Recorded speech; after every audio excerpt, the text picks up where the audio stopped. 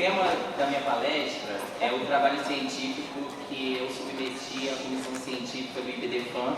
Ele foi realizado através da compilação de 2 capítulos da minha monografia de conclusão do curso de pós-graduação em Direito das Famílias e das Sucessões, realizado na PUC-Rio. E como todas as palestras, elas partem de questionamentos. E os meus questionamentos de hoje são: monogamia, princípio estruturante do direito das famílias ou norma de conduta social? É possível a chancela jurídica das famílias simultâneas e do poliamor como entidades familiares? Antes, precisamos discorrer e entender do que se trata a monogamia. A monogamia é um termo que determina uma forma das pessoas se relacionarem amorosamente. Impõe ao homem ou à mulher ter apenas um cônjuge. Trago também a ideia da condição dos indivíduos de se relacionarem afetiva e sexualmente com apenas um parceiro. E aí trago o tema, a palavra condição, para retratar os relacionamentos amorosos, namoro, que também podem ser monogâmicos ou não monogâmicos. A monogamia, ela se polariza com a forma poligâmica das pessoas se relacionarem. Poligamia significa a união de uma pessoa com mais de um cônjuge ao mesmo tempo. Existem 2 espécies do gênero poligamia. A poliginia, que é o estado do homem casado ou que se relaciona com mais de uma mulher, e a poliandria, que é o estado da mulher que se relaciona com mais de um homem. Na minha pesquisa, encontrei poliginia em países muçulmanos e na África subsaariana, e a poliandria no Tibete, na Índia e no Sri Lanka. A monogamia como um mito. Sim, um mito. Por que um mito? Porque, na verdade, não há nenhuma comprovação através de uma apreensão biológica, evolucionista, antropológica, de que o ser humano nasce monogâmico. Não há evidências nem da biologia, nem da primatologia ou da antropologia de que a monogamia é natural ou normal para os seres humanos. A espécie humana é preferencialmente e biologicamente polígama, mas também é principalmente monógama. E quando as condições são propícias, avidamente adúltera, tudo de uma só vez. Ou seja, os seres humanos eles podem se relacionar de diversas formas. Cabe às pessoas escolherem essa maneira. Engels e a sua relação com a monogamia. A família monogâmica baseia-se no predomínio do homem em sua finalidade expressa, é a de procriar filhos cuja paternidade seja indiscutível. E exige-se essa paternidade indiscutível porque os filhos, na qualidade de herdeiros direto, herdarão um dia a posse dos bens de seu pai. Ou seja, a monogamia servia para a legitimidade da prole e para a transmissão do patrimônio para esses herdeiros legítimos. A monogamia, como postulado das relações familiares, surgiu através de uma luta de gênero, sempre guiada pelas sociedades patriarcais para a garantia dos interesses patrimoniais na relação familiar. A infidelidade, ela era consentida sim, mas apenas aos homens. As mulheres, elas não poderiam ser infiéis. O pensamento kantiano a respeito da monogamia alastra-se na dominação masculina, novamente, do patriarcalismo, e ao diferenciar o casamento do concubinato, tão tratado de manhã pela professora Luciana Brasileiro, suscitou que no casamento o homem detém a posse perpétua da mulher, e na seara do concubinato tinha-se um frágil contrato de locação, ou seja, sempre tratando a condição da mulher de forma inferiorizada, uma mulher tratada como um objeto de posse. A influência da igreja também foi muito importante para transformar a monogamia num princípio de longa duração e trazido para as relações familiares. E foi no Concílio de Trento que uniformizou a matéria atinente ao casamento e traçou as diretrizes para a regulação do matrimônio público, registral, indissolúvel e sacramental. Todas essas diretrizes foram trazidas quando o Estado passou a regulamentar o matrimônio. E foi no Cânone 2 que consagrou a monogamia como um princípio estruturante do casamento. Antes de abordar se a monogamia, e responder o meu questionamento, se ela deve ser tratada como um princípio que estrutura o direito das famílias ou uma norma de conduta social, um valor, cabe diferenciar do que são princípios e valores. Os princípios, eles possuem força normativa, eles condicionam deveres e se situam no plano deontológico.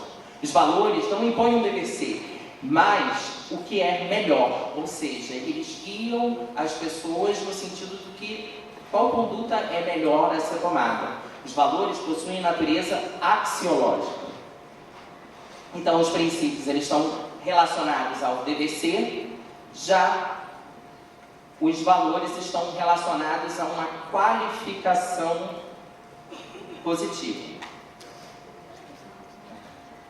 Monogamia como um princípio é defendida no modelo patriarcal de família, é um princípio do direito matrimonial que proíbe a bigamia e defende, prevê o dever de fidelidade, realização de funções institucionais, paternidade e transmissão do patrimônio, ofensa à moral e os bons costumes e aqui a ordem pública na defesa da monogamia, dominação masculina sobre a mulher e a regulamentação da sexualidade feminina.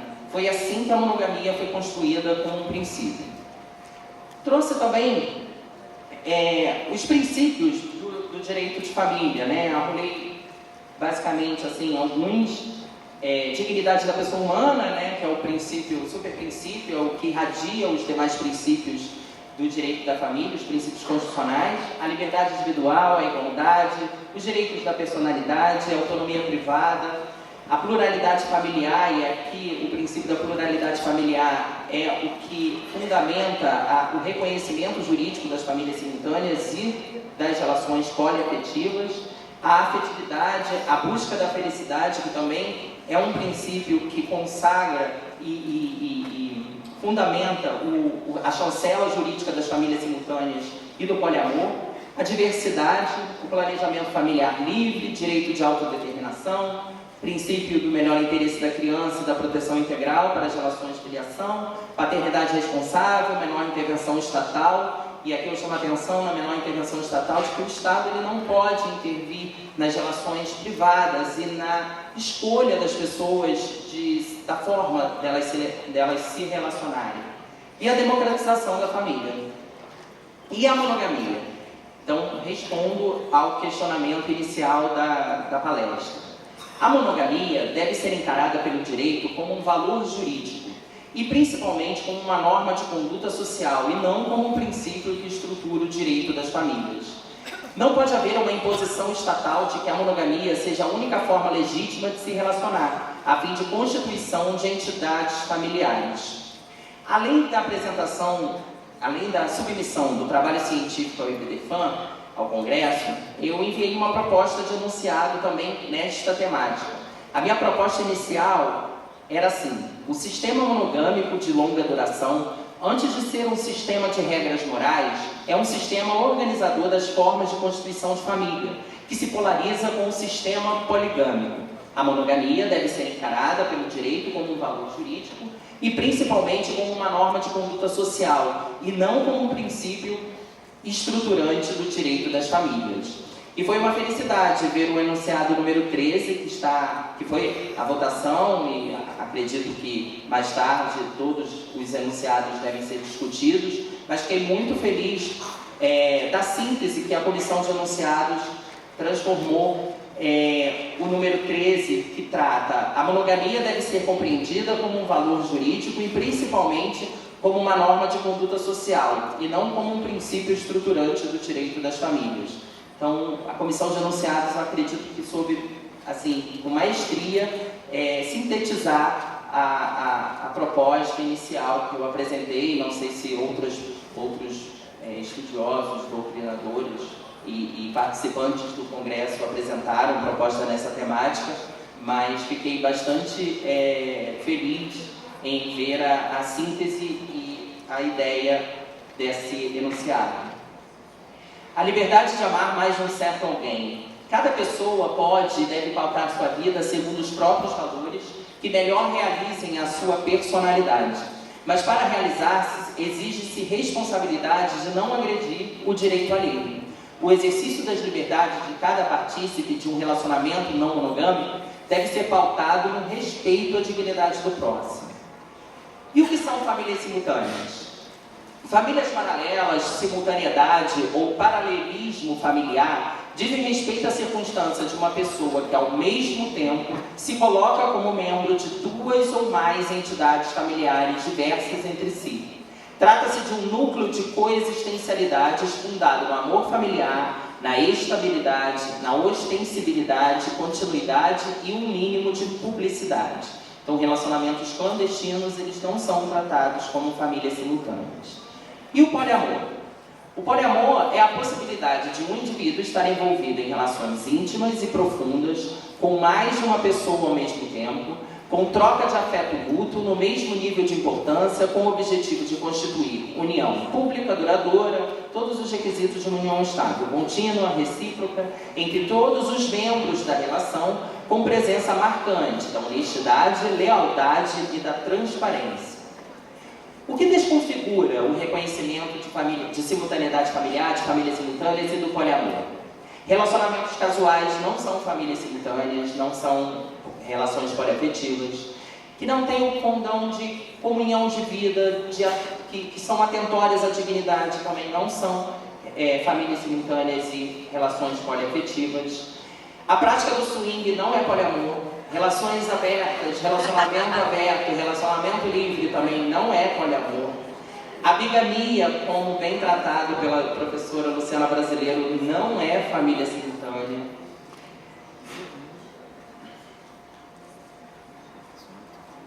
Bem, ontem, na abertura do congresso, quando eu cheguei no hotel, após eu assistir a palestra da professora e doutora Andréa Pachá, eu fiquei pensando o que me motivou a apresentar, a submeter o trabalho científico sobre esse tema. Então, impulsionado pelas fortes e necessárias palavras proferidas pela doutora Andréa Pachá na cerimônia de abertura, cheguei no hotel e me inspirei a escrever sobre o que me motivou a submeter o trabalho científico ao 12º Congresso do IBDFAM. E a resposta é direta, a temática das vulnerabilidades e as famílias. Em tempos em que o legislativo se movimenta para determinar um conceito codificado do que é família, e sobretudo o poder executivo se aparelha de pessoas defensoras de dogmas religiosos para cercear direitos, compreender e semear a chancela das famílias simultâneas e do poliamor como entidades familiares que são marginalizadas pela sociedade e pelo Estado, era um ato de resistência, a mesma resistência que eu presenciei ontem. Os direitos personalíssimos em um sistema igualitário aplicam-se a todos os indivíduos, indistintamente. É fundamental para a existência e desenvolvimento de cada ser humano. Isso envolve suas escolhas afetivas e sexuais.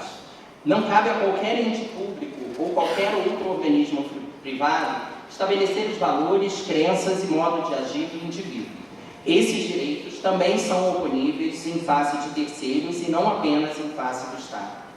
A evolução do conceito de família, que em um primeiro momento previa que aquela era fundada exclusivamente em um modelo matrimonializado, institucionalizado e hierarquizado, em que a legitimidade dos filhos era associada ao matrimônio e no qual os interesses da família como instituição eram sobrepostos aos interesses coexistenciais de cada um dos seus membros, foi a passos lentos sendo definido a partir da apreensão do afeto. Foi somente com o advento da Carta Política de 88 que se consagrou o princípio hegemonista em matéria de família, que preparou o terreno para a abertura do conceito de família para além do rol taxativo do artigo 226 da Constituição. Após deixar de lado a família nuclear, o modelo democrático e funcionalizado de família pressupõe a existência de uma pluralidade de estruturas familiares, a partir da releitura das relações jurídicas existenciais, impulsionada pelos novos contornos dados ao direito civil, que passa a ser interpretado sistematicamente com a Constituição Federal.